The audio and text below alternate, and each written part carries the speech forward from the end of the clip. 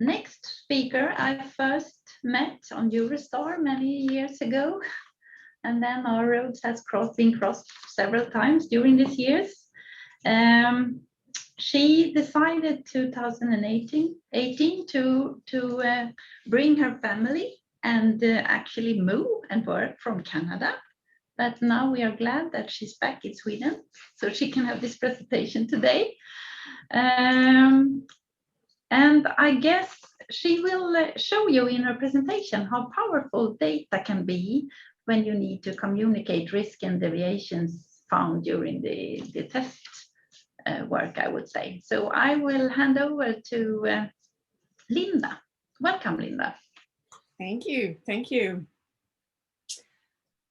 So I will start with telling you a story of mine, how data got me and others to realize that we've been focusing on completely wrong things in our efforts to improve.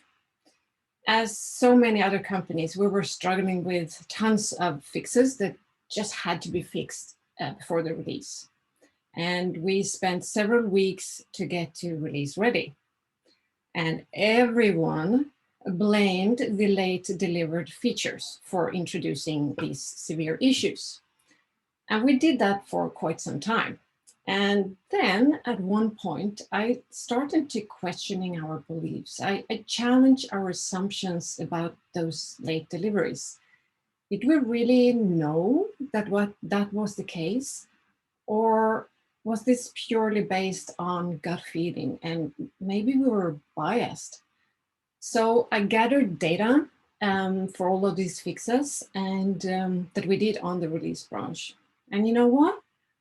Only a few of those fixes or bugs were introduced by late deliveries. Around half of them, like 50% of all the bugs, were introduced a long time ago, and some even in the very first release of that product. And we had those numbers release after release.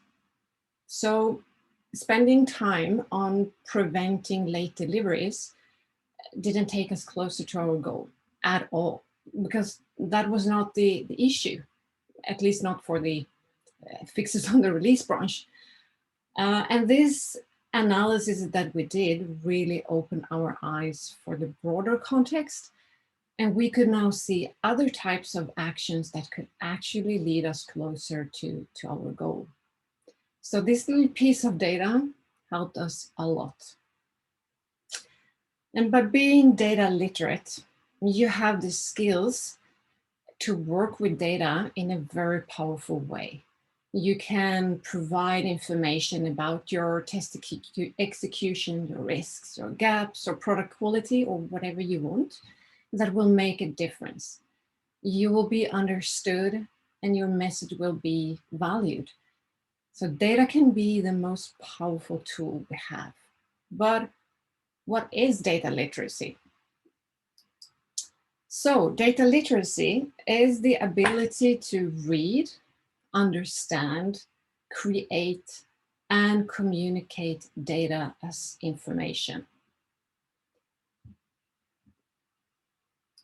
And I will use this data-informed decision-making model today during this presentation to go through the different perspectives of data literacy, what it is, what kind of skills the different steps are, and hopefully we'll cover some really hands-on tips and tricks for you guys that you can use in order to be a bit more data literate.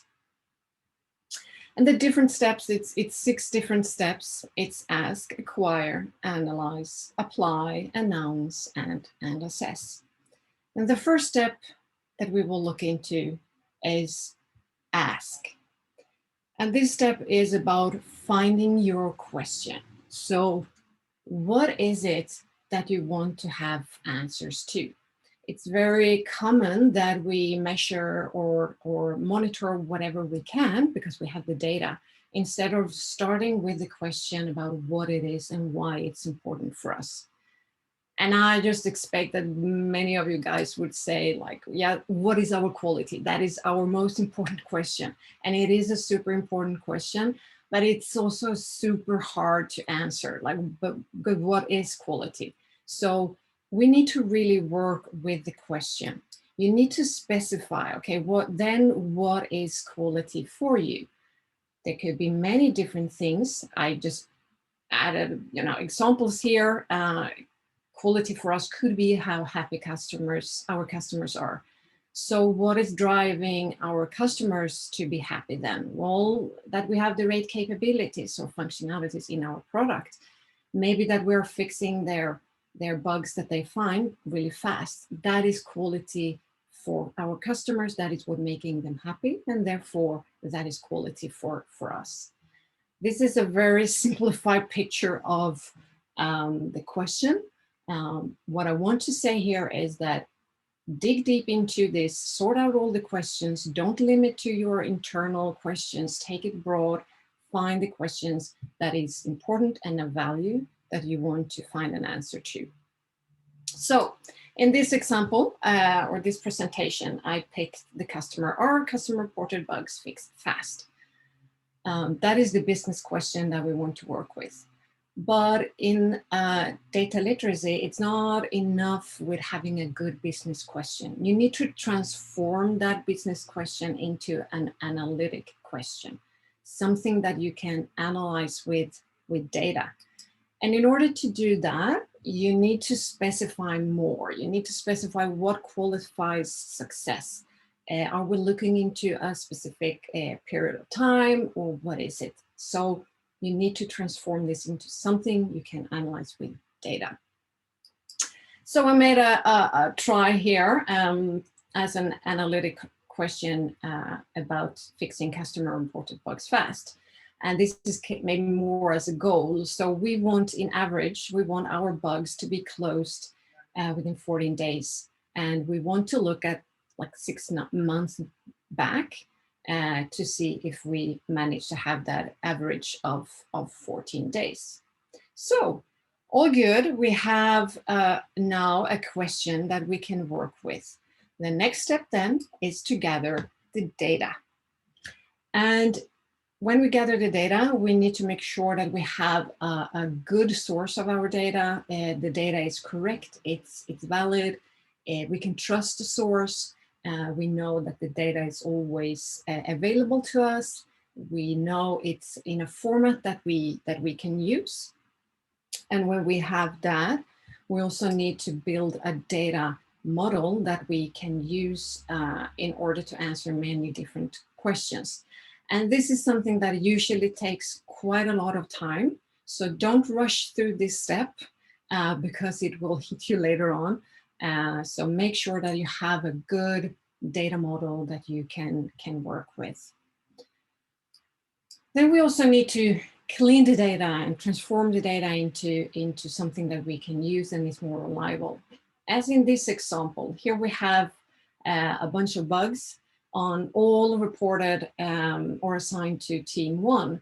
But as you can see, team 1 is spelled in 3 different ways. Depending on the tool we use when we are analyzing our data, these 3 ways could be interpreted as 3 different teams, but they're not. It's the same team. So we need to clean our data to make sure that we don't have 3 different ways of spelling the same team name. So that we need to do as well. I really recommend to have continuous monitoring and continuous validation of your data. Don't satisfy with setting it up, doing your analysis, and then it's fine. Make sure that you have some way of monitoring and searching for invalid or weird data that you need to deal with. So now we have the question, we have the data. Let's then analyze, and here we go. We have a KPI for average bug age. We added the bug age for all bugs 9 months back, and this is our average. So we answered our question, and we are happy. Well, here comes the knowledge about analysis and data in play. So here I would like to state that a single KPI object is not enough for analyzing average bug age. What if we have awesome bug age on most of our bugs? It's very low, but then we have just a few bugs that are super old. That will drive a completely different average. And is it fair to consider maybe a couple of very few special cases to impact the whole average? And these are things I think is super important that you understand when you analyze your data. You need to know what it is that is driving those 27 days in average bug age. And for this, I really recommend to not use the KPI object for bug age, but instead use a box plot. This is one of my favorite visualization objects or graphs to visualize data, especially for bug age. This simple little thing shows you so much. It gives you so much insight to the data that you are analyzing. It's called box plot or box and whiskers plot. I will very quickly walk you through what it is. So the box in the middle, you have the lower quartile and the upper quartile. That is 25%. Each quartile is 25% of all your data points. So you will see in the box and the whiskers where you have most of your values, the distribution of your data points. In the top, we have the circles here. That is the outliers. And an outlier is a data point that is very far from most of your data points. So these are the special case bugs. These are bugs that are super old. They might be a corner case. They might be like years old. We have those in our system. I just assume that most of you have a couple of those super old bugs, but for some reasons we just can't close them. Right or wrong, but that could be the case. So these are the outliers that have values that are very, very far from most of our data points. So this little graph, it's the same data, but it tells you a lot more about your data and providing you with a lot of more insights to it. Now we can do a better analysis of the average bug age. And if we use this box plot, on the data that I used to calculate the average bug age for 27 days, this is what it looked like. And this data is based on 370 bugs. And it is 16 outliers that you can see in here. Those 16 outliers are 4% of the total bug amount. And as I said before, I think these are special cases, something that is not like normal. So let's explore and see what it looked like if we exclude those outliers. If we exclude them, we're down on an average bug age on 16. And we can see more about the distribution here. It's a lower 8 days and the upper is 23 days. It also tells us that we actually have bugs that are fixed the same day. So this is what it looks like when we remove the outliers. That's a completely different insight, I would argue. 27 or 16 days, it's very, very different. So now we have a lot better analyses. When it comes to being data literate and work with data, all of those skills about what visualization to use, how to read the data, maybe basic math skills are very, very important. But those technical skills is not enough. We also need to add soft skills. Soft skills as in system thinking and also critical thinking. And you as testers, should be very aware of all the system thinking and critical thinking, what it is and how important it is that we are challenging our assumptions. So that is the next step. When you've done your analysis, then search for your assumptions. Where might you be biased in your analysis? And one thing that I could think of when doing this first analysis of the bug age is that we are treating every team the same way. We assume they work the same way and operate the same way. So let's have a look at the teams.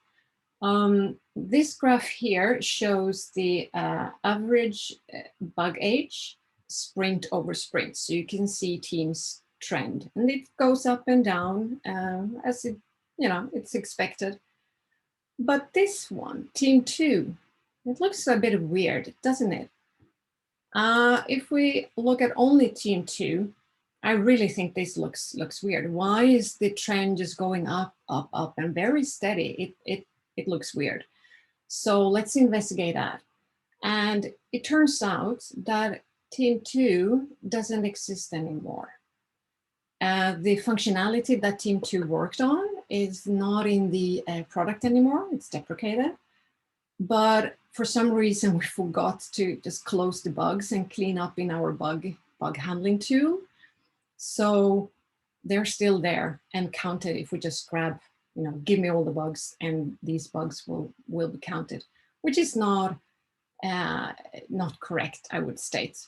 So what we decide is to give this team or someone the action to close the bugs off. And while they are doing that, we're just excluding it from our analysis. And after doing that, this is what it looks like. We have a lot fewer outliers. And our average bug age goes from 27 to 21 when we include the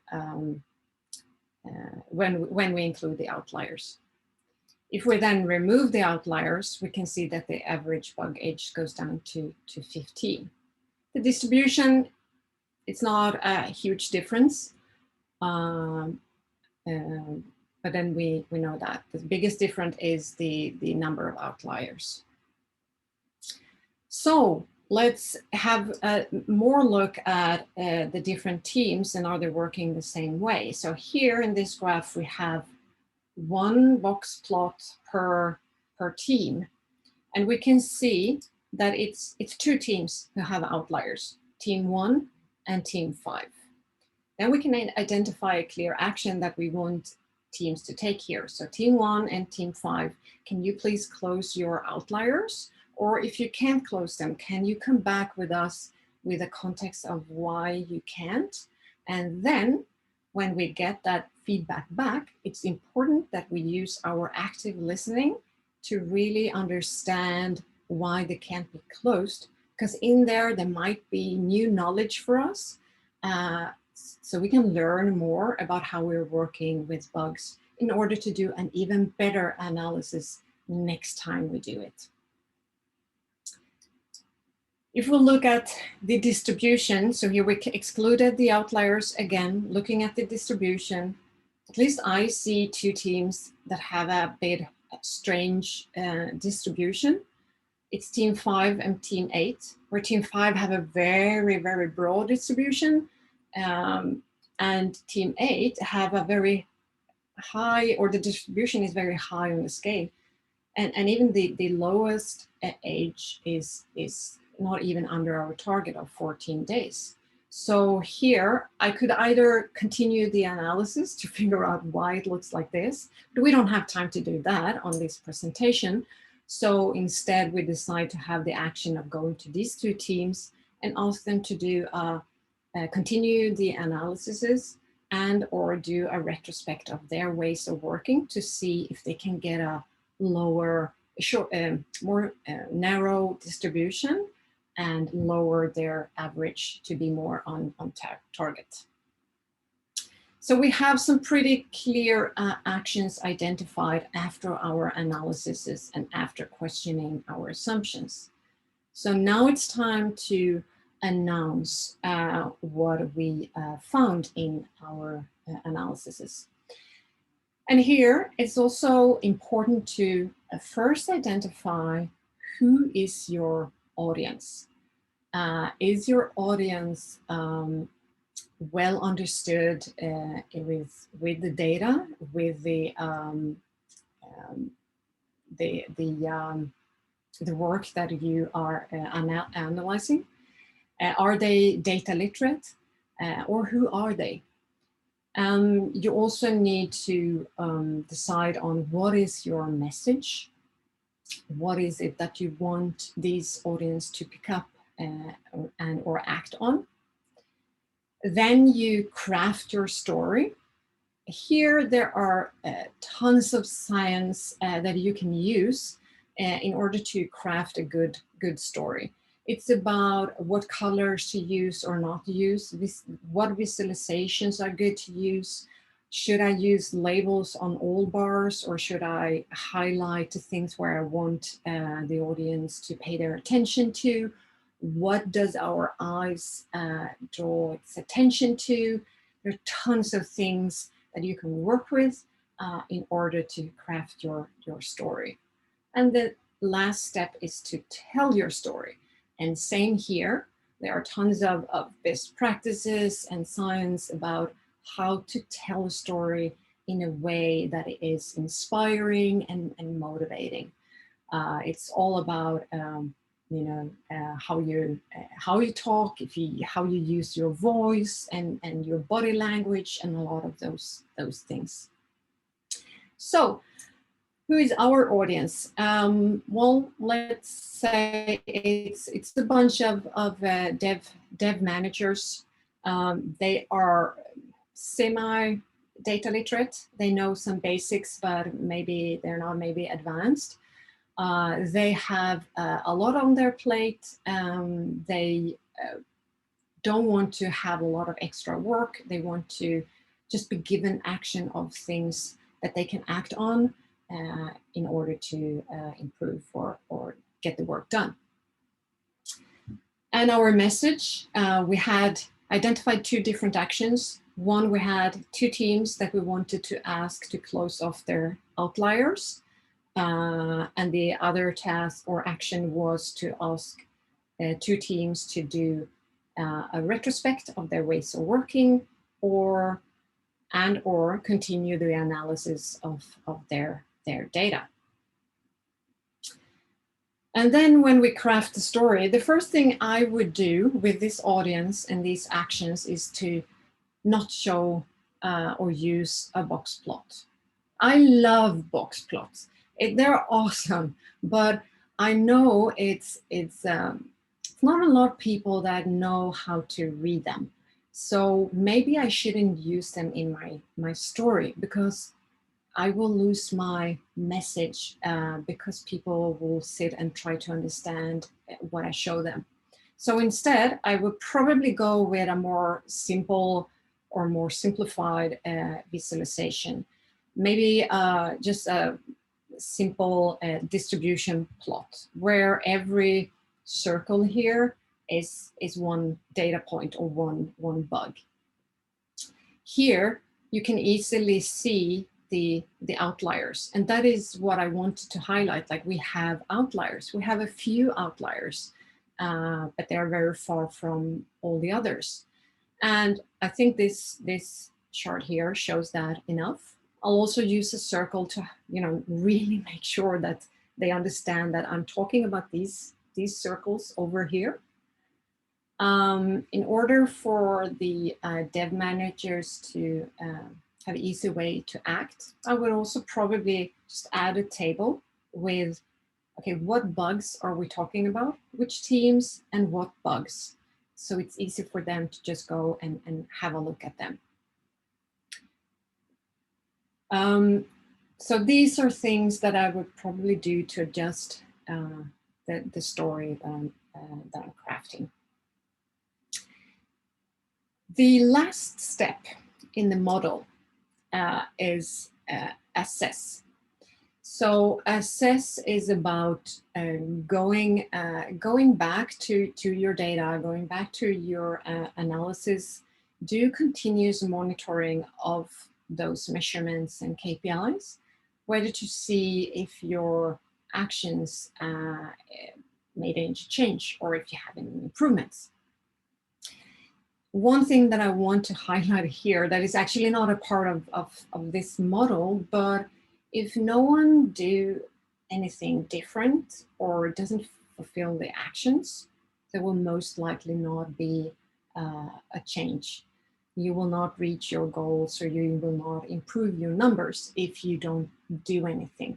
So super important to not forget to remind teams, follow up on the actions, make sure that they are actually done, and then you can look and see whether you improved or not. It's also very nice to always circle back to close the loop and go back to the teams and say, hey, look, we now have a new analysis for you guys, and it is looking much better. Nice work. It's all thanks to your actions or whatever.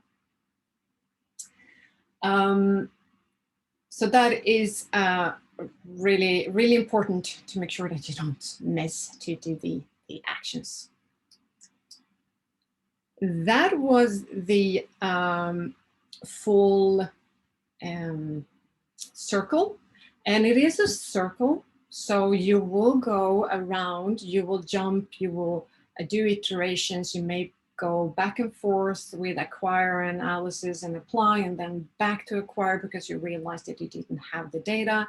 When you did a full circle, you might realize, well, that was not maybe the best question. Maybe we should ask this question instead. You will do a lot of circles here. I'm not saying it is easy to do all of this and to be expert in this. I think that is like super hard. I don't know if anyone can do that, but if you remember my story in the beginning, it wasn't a big thing. I did just challenge my assumptions. I gathered a little bit of data and I did a very easy analysis, but it made a tremendous difference after doing that. So every little piece, every step that you can take towards being a bit more data literate could mean a lot, and it could be a huge, huge difference. So that was the end of what I wanted to present today. But what happened to the tester? Well, the tester challenged an assumption in the corporate business analysis that resulted in getting an annual employee award. The tester got a big fat bonus, bought a Ferrari, and is now traveling the world as a box plot ambassador. Thank you for listening and good luck with your data literacy journey. Thank you very much, Linda. I hope you understand what the power it is with to analyze data and present it in a proper way. So take now the opportunity to ask some questions. If you would like to, you can unmute, or you can write your questions in the chat.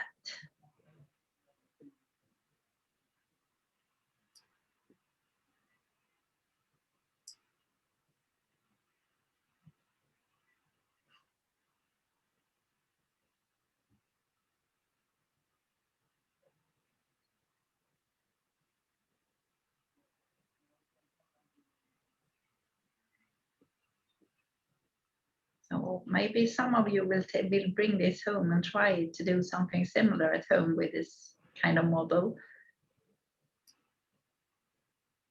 Yeah, I see a question. If I got any good tips for a program to analyze the data with? Well, yeah, I am working at Click. And so I mean, our products that we have, ClickSense, is awesome. And yes, I'm biased, but they are very awesome. There are other tools out there as well. I don't want to, or I don't know actually. I haven't tried a lot of them except for ClickSense, but it's super powerful in being able to really dig into the data.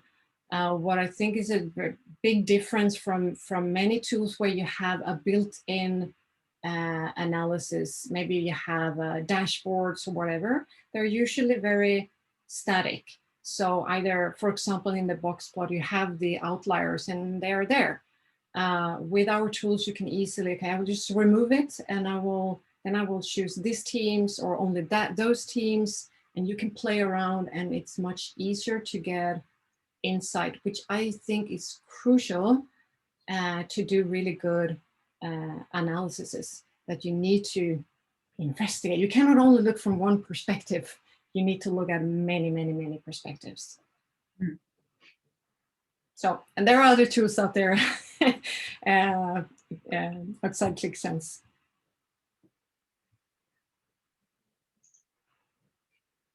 Any more questions?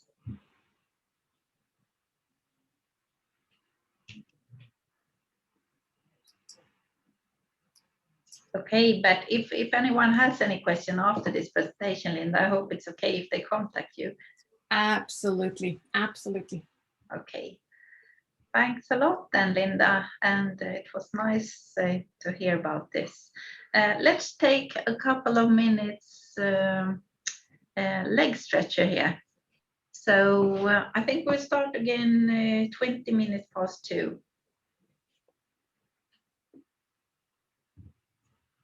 So see you soon. Yep. See you. Thank you. Stay in this track. More interesting